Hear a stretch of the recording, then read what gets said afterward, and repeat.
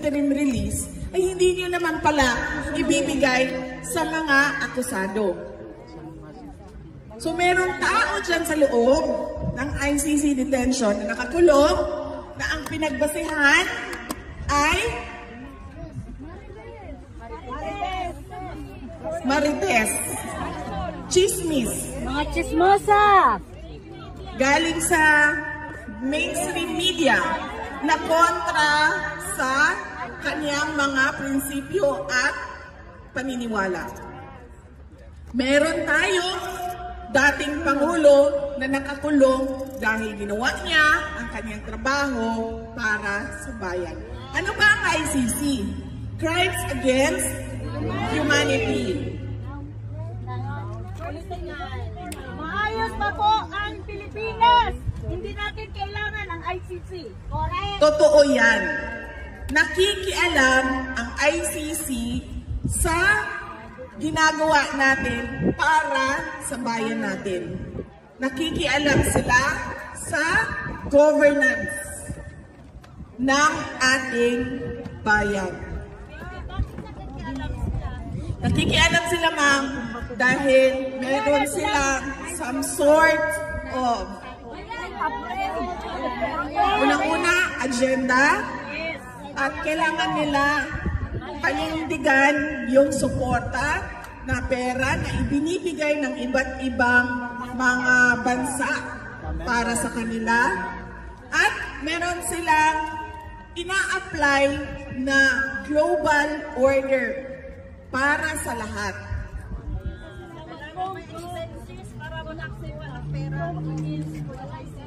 Pwede ba yun? Nakikialam sila sa pagpapatakbo o sa gusto ng mga sariling Pilipino para sa kanilang bayan o sa Pilipinas. Pwede ba yun? Hindi, ma'am. Kaya tayo nandito kasi gusto natin sabihin sa ICC. Bitawan nyo na yan. Huwag nyo kaming pakialaman.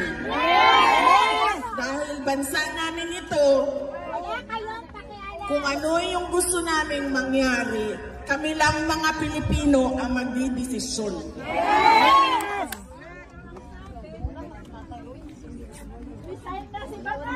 Mga resign! Send them home! Yes, ma'am. Yan ang sinabi ko sa iyo. May collusion. Pinag-usapan na ng ICC. Kailangan namin ng kaso. Alam niyo ba, isa na lang ang kaso sa loob ng ICC. Ang kaso na lang ni dating Pangulong Rodrigo Duterte. Kaya hawak na hawak. Pilit na pilit sila.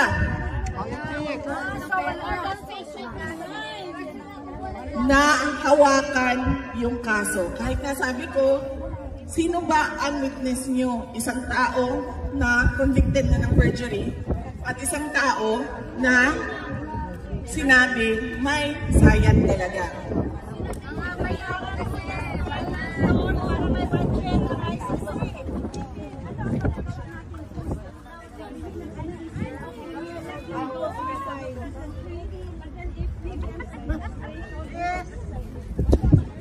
Hindi nila pwedeng gawin yan sa isang Pilipino, ma'am, na gustong bumalik sa kanyang bansa.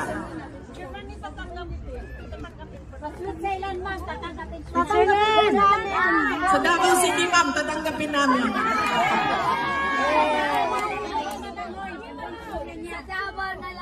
Ang gusto talaga ni dating Pangulong Rodrigo Duterte, lagi niya sinasabi, 80 years old na ako, ilang taon na lang ang naiwan sa buhay ko. Gusto ko lang umuwi para mamatay sa Pilipinas.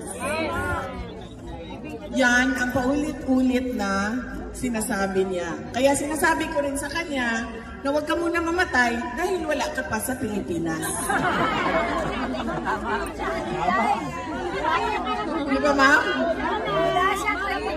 Yes, ma'am. As a Dutch citizen, ano ang pwede kong gawin? Kasi nagpo-protest na tayo all over the world. Yeah, nag-delay na tayo, meron na tayo mga magagaling na abogado.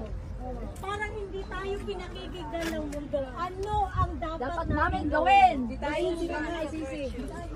As a Dutch citizen, ma'am, pwede ka sumulat sa Dutch government. Bakit kayo may participation sa pagkuha ng aming dating Pangulo. Pinapasok ninyo dito sa inyong bansa, nakita ng lahat ng buong mundo na tinulak siya sa eroplano. Pero pinapasok ninyo dito sa inyong bansa kahit walang passport. Hindi pwedeng gawin yan. Pero lahat sila tahimik. Pag-ikaw na ang Presidente, VP. Go, go, go! Ako nawalan ako ng tatay. And it was too late for me to see his funeral. Ako umiyak ako nung nagdasal si Attorney si Robin Cordelia yun. Magunggong po ako. Alam niyo po, but why is it that we always keep coming without resolve? You know what? Why don't we just kick Marcos out of the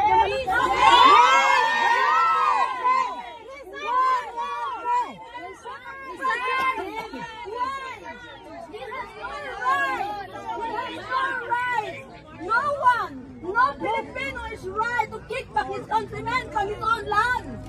No one. Darating tayo dyan, ma'am, sa ginagawa ng administrasyon ngayon. Laban lang! Duterte! Laban! Napapagod ako kami pabalik-balik. Kasi hanggang dito na lang ba kami? Sinigaw kami ng sisigaw. Bawal mapagod! Laban! Duterte! Ngayon, ano ang mangyayari? Laban! Nagsisigawan na. Hindi lang kami hanggang dyan lang po. Bibi! Ato na po, ako may papa ako namatay na wala ako doon. Happy na naghusan din, sir. You know?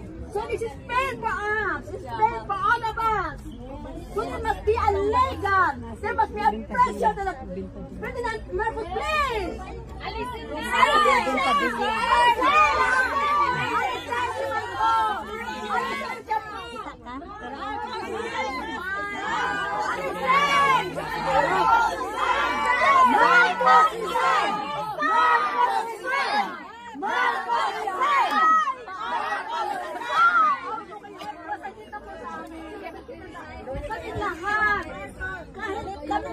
Kahit lang kami dito, pero ang mga bayan namin kung saan kami nanggaling, marami kami doon na umiiyak. Marcos Bangag!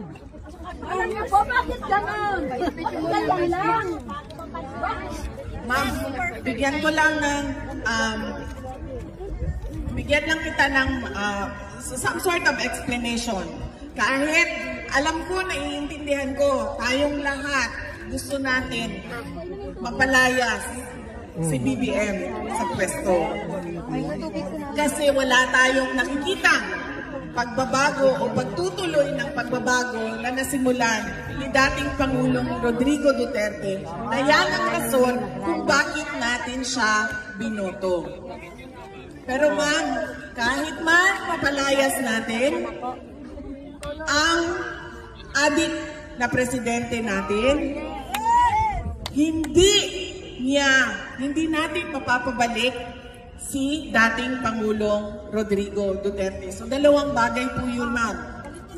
Kailangan natin mapadismiss ang kaso ni Pangulong Duterte at mapabalik siya sa Pilipinas. Lalaban tayo! At iba po yung bagay na meron tayong galit at meron tayong kagustuhan na palayasin o patalsikin ang ating presidente ngayon. Tama! Kaya po nauna ang aking sinasabi kanina about sa ICC at sa kaso ni President Duterte dahil gusto ko marinig ng ICC mula sa atin kung ano yung ginagawa nila sa kababayan natin. Kinuha nila, binigay siya ni BBM sa ICC. Pero hindi makukuha pabalik ni BBM si dating Pangulong Rodrigo Duterte. Hindi ko ikaw ang presidente, mapauwi na. Bakit? Kasi pumasok na siya sa kulungan. Under custody na siya sa ICC. Kasi sinurrender siya ng Pilipinas. Pero mali yung pagkuha, di ba? Yes, ma'am. Yan din ang sinasabi natin, ma'am. Bakit? Tulad ng sinabi ko, nagtanong si ma'am, ano bang magagawa namin? Tanungin niyo ang Dutch government. Bakit kayo sumali sa pagkidnap? Bakit kayo sumali sa extraordinary rendition kay dating Pangulong Duterte? At ganun din ang ICC. Sabi nila, sila ay para sa human rights, sila ay para sa democracy, liberty, freedom. Pero, nakita natin, di ba? Ano ginawa nila? Tinanggap nila with open arms ang taong kinidnap sa sariling bayan. Para magkapera sila.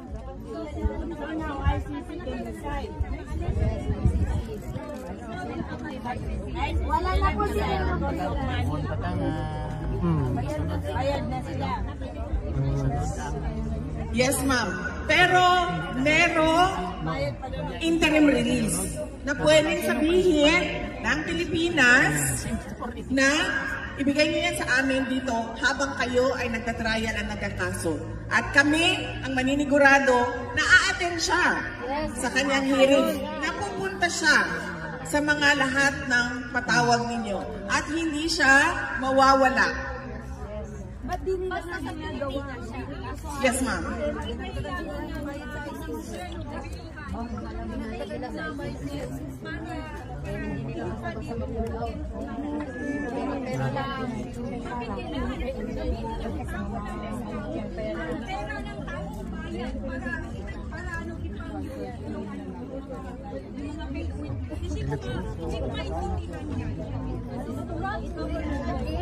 Yes, ma'am.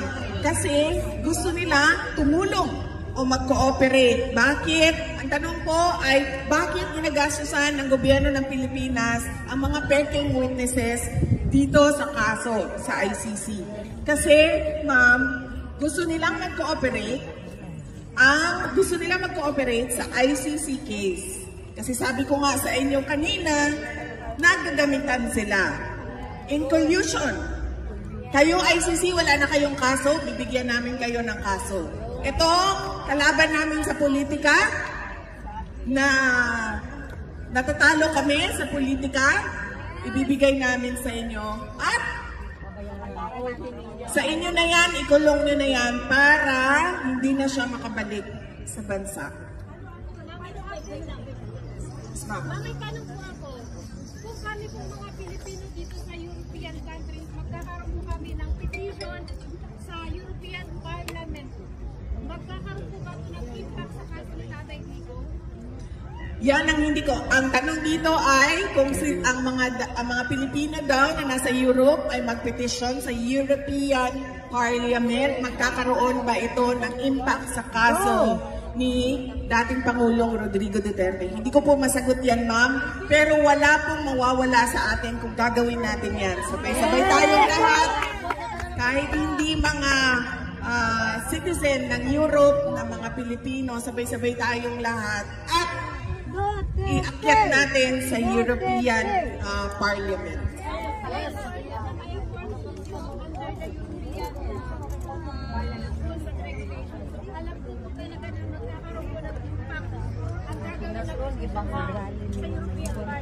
Nagaya po si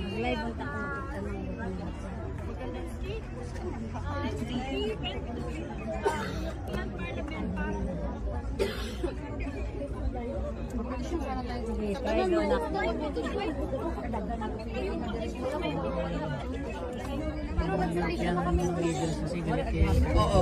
Gagawin natin yan, ma'am. Meron akong kasama dito na naglilista kung ano yung mga suggestions ninyo at gagawin natin yan. Yes, sir.